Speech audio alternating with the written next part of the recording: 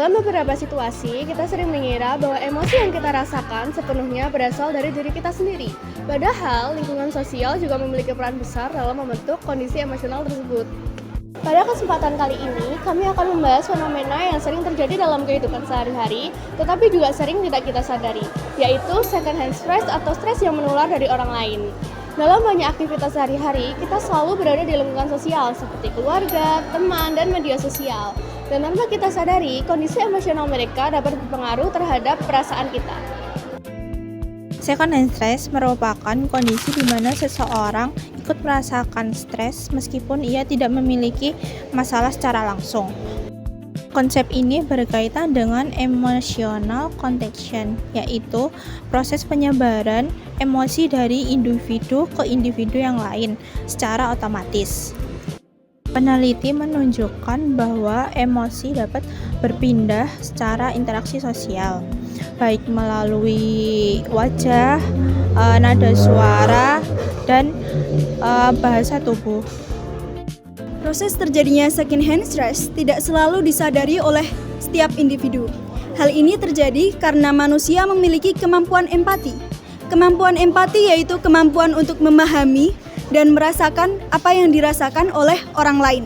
Ketika kita berada di lingkungan yang penuh tekanan, seperti teman yang panik atau suasana yang tegang, otak kita secara otomatis merespons kondisi tersebut.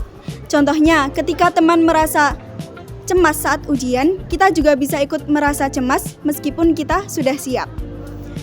Selain itu, paparan informasi negatif secara terus-menerus juga dapat memicu munculnya stres tanpa kita sadari.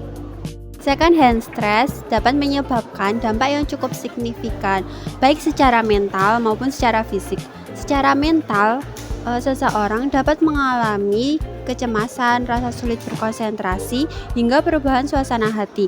Sementara itu, secara fisik, tubuh bisa merasakan rasa tiba-tiba lelah, pusing, hingga rasa tidak nyaman yang tanpa diketahui suatu penyebabnya. Jika kondisi ini terjadi secara terus-menerus, maka dapat memengaruhi kualitas hidup dan kesehatan secara keseluruhan.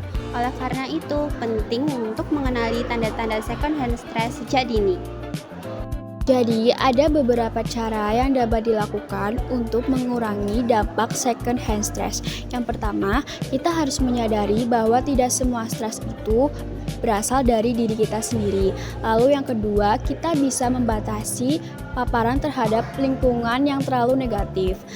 Yang ketiga, memberikan waktu untuk diri sendiri atau self-care. Dan yang keempat atau yang terakhir yaitu mengelola emosi dengan teknik relaksasi seperti menarik nafas dalam.